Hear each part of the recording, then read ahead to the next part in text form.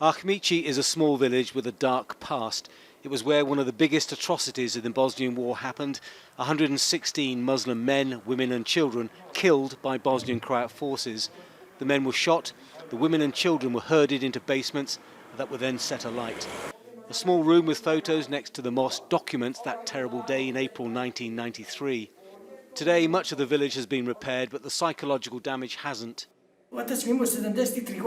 My dad was 73 when he was killed. He was weak and disabled. It is really difficult to understand how the human mind is capable of something like that.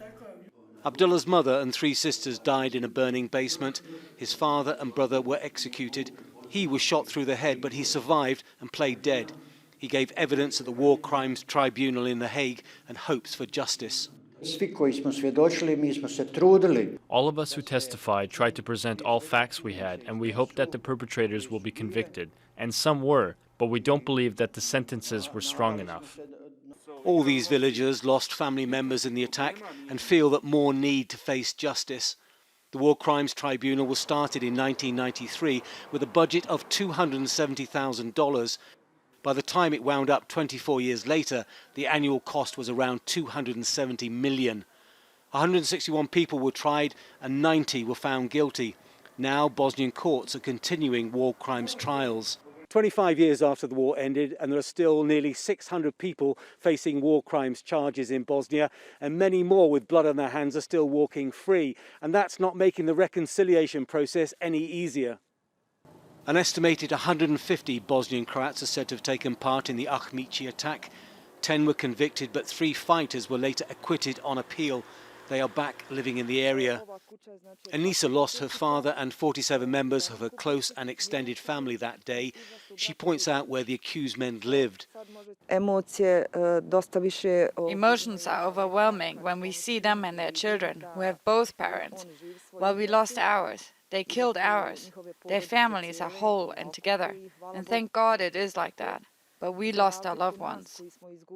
There is no clear black and white in war. Every side has faced charges. Bosnian Serbs have been accused of the majority of war crimes, but they say innocent Serb civilians have also been killed, and they've been wrongly portrayed as the bad guys. Victims are victims on each side. And in this bloody war between 1995 and 1995, there is no innocent people, innocent sides. Just 47 Bosnian Serbs have been found guilty of killing the 8,000 Muslim men and boys in Srebrenica in 1995. Justice has only partially been served, but I hope justice will be served in its entirety. We have been waiting 25 years for it. Some are trying to heal the wounds with the young. This is a project called the House of Good Tones in Srebrenica that brings together Bosniak Muslims and Orthodox Serbs in the hope that one day they can find the reconciliation and harmony which is eluding their parents. Tony Birtley, Al Jazeera, Ahmici, Central Bosnia.